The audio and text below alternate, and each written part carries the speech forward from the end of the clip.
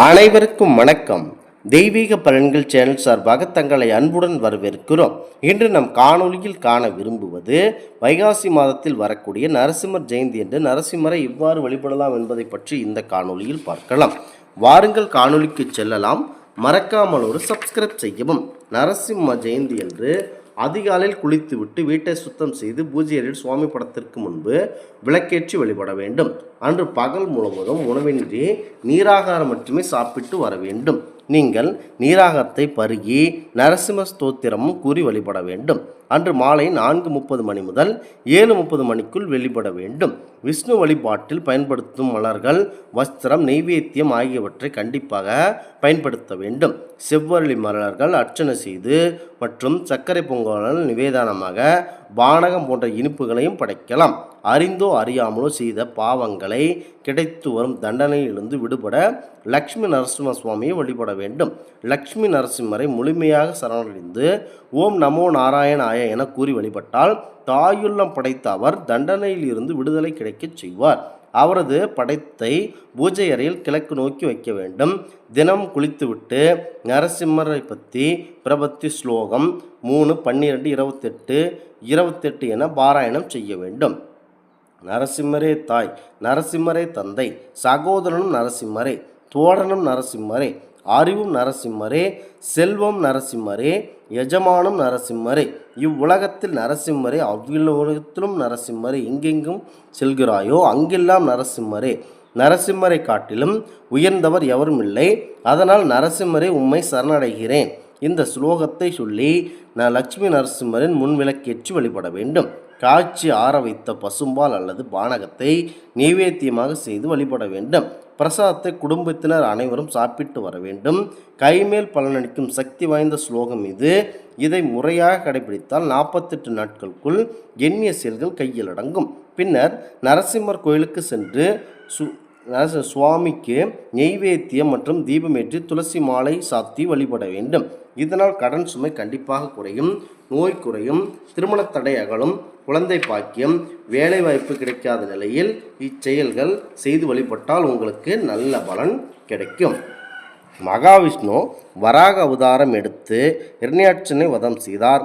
இதனால் அவனது சகோதரனான இரண்யகசிபுவுக்கு அடங்காத கோபம் ஏற்பட்டது. தேவர்களை கொன்று பழி தீர்க்கவும் திட்டமிட்டான். மந்திர மாலை மலைக்கு சென்று கடும் தவம் செய்ய தொடங்கினான். அரக்கர்கள் தேவர்களை கொன்று குவித்தான்.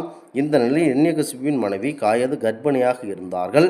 அவள் வயிற்றில் வளரும் சிசுவை கொல்ல திட்டமிட்டு இந்திரன் கயாசுவை சிறைபிடித்தான். இதை அறிந்த நாரதர் கயாதுவை மீட்டு தனது குடிலுக்கு அழைத்து வந்தார். நாள்தோறும் அவளுக்கு நாராயணனின் பெருமையை கூறினார். கருவில் வளரும் குழந்தைக்கு அட்சராட்ச மந்திரத்தை கூறி வந்தார்.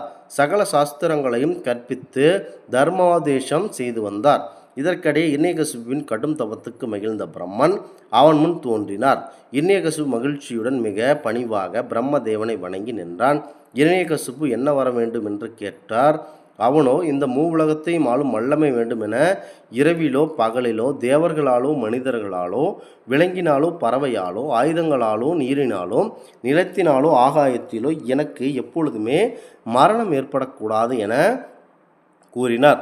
என் உடலிலிருந்து ஒரு சொட்டு ரத்தம் நிலத்தில் சிந்தினாலும் என்னை கொல்ல முயற்சியவன் தலை சுக்கு நூறாக வெடித்து விட வேண்டும் என அவர் வரம் கேட்டார். அதற்கு பிரம்மனும் வரம் அளித்தார். பின் இரண்யகசிபு தனது நகரத்திற்கு திரும்பினான். இதற்கிடையே கயாது அழகிய மகனை பெற்றெடுத்திருந்தார்கள். நாரதர் கயாதுவை அவள் குழந்தையை அழைத்து வர அவனிடம் ஒப்படைத்தார். இரண்யகசிபு பிரம்மதேவர் கொடுத்த வரத்தின் பலத்தால் 3 உலகங்களையும் ஆட்சி செய்து கொண்டிருந்தான்.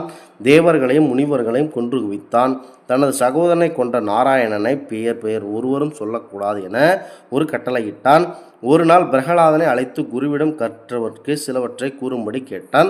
அதற்கு அவன், நான் என்ன கர்வம் யாரிடமும் இருக்கக்கூடாது, உலக வாழ்க்கையை மாயை, ஸ்ரீ ராமாயணன் அதாவது ஸ்ரீமன் நாராயணன் தியானம் செய்வதே சிறந்தது என பிரகலாதன் கூறினார்.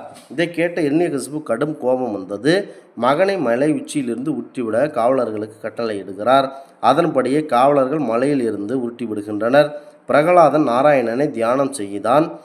சிறு காயமின்றி பிரகலாதன் தப்பித்து வந்தார்கள். இப்படி பல திட்டங்கள் செய்து பிரகலாதனை கொல்ல முயற்சி செய்து கொண்டே இருந்தார். மனைவியிடம் நஞ்சு நிறைந்த கோப்பையை கொடுத்து அதை பிரகலாதனிடம் பருகும்படி ஆணையிட்டார்கள்.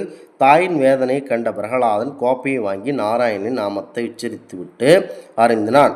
அது அவனை ஒன்றும் செய்யவில்லை. இரணியகசிப்பு மனம் மாறவில்லை. பிரகலாதனிடம் உடனே உனக்கு யார் கொடுத்த தைரியம்? உலகிலும் என்னை விட மேலானவர் யார் இருக்கிறார்கள் என கேட்டார். அதற்கு முத்தொழிலும் செய்யும் பரந்தாமனே காரணம் என்றான் பிரகலாதன். அவன் எங்கு இருக்கிறான் என்று ஆத்திரமாக கேட்க, அவர் தூணிலும் இருப்பார் துரும்பிலும் இருப்பார் என்று அமைதியாக பிரகலாதன் கூற, இந்த தூணில் இருப்பாரா உன் ஹரி, காட்டு பார்க்கலாம் என்று கையில் வாளுடன் சென்று தூணை வாளால் வெட்டினான் இரணியகசிப்பு. அப்போது அதிசயம் நடந்தது. தூணை இரண்டாக பிளந்து அதற்குள் 2 பயங்கர சத்தத்துடன் நரசிம்மர் தோன்றினார். விலங்காகவும் இல்லை, மனிதனாகவும் இல்லை. தலை சிங்கமாகவும் உடல் மனிதனாகவும் இருந்தது. நரசிம்மர் பிடரிமைக்குள் குலுங்கி கர்ஜித்து அவரது வாயில் கோரை பற்களும் கையில் நீண்ட கூர்மையான கரங்களும் இருந்தன. இரணியகசிப்பு வாளால் நரசிம்மரை வெட்ட ஓங்க அதை தடுத்து விட்ட நரசிம்மர் மாலை நேரம் வருமுறை அவருடன் மல்யுத்தத்தில் ஈடுபட்டார். அந்தி பொழுது நெருங்கும் இரணியகசிப்பை தூக்கி கொண்டு நின்றபடி வந்து தனது நகங்களால் அவனது வயிற்றை குத்தி அவன் உடலை கிழித்தார். இரணியகசிப்பு மடிந்தார். இதனை கண்டதால் கூப்பிட்ட ஒரு சொல்லுக்கே பிரகலாதனுக்கு காட்சி தந்து அவரை காப்பாற்ற நமது பரம்பொருள் பெருமாள் அவர்கள் நரசிம்மராக அவதரித்து அவரை காப்பாற்றினார். இதற்காகவே நரசிம்மர் அவதாரம் மிக சிறப்பாக போற்றப்படுகிறது. எவர் ஒருவர் மனமுருகி நரசிம்மரை வேண்டுகிறாரோ அவர் நினைத்தபடி வந்து நினைத்த காரியத்தை செய்து வைப்பார் என்பது நம்பிக்கை. இதனாலாவே நரசிம்மரை கண்டு மக்கள் அனைவரும் அன்போடு வழங்குகின்றனர். இந்த ஆன்மீக தகவல் உங்களுக்கு பிடித்து இருந்தால் தெய்வீக பலன்கள் சேனலை கண்டிப்பாக சப்ஸ்கிரைப் செய்து கொள்ளவும். மீண்டும் ஒரு நல்லதொரு காணொலியில் உங்களை சந்திக்கிறோம். நன்றி, வணக்கம்.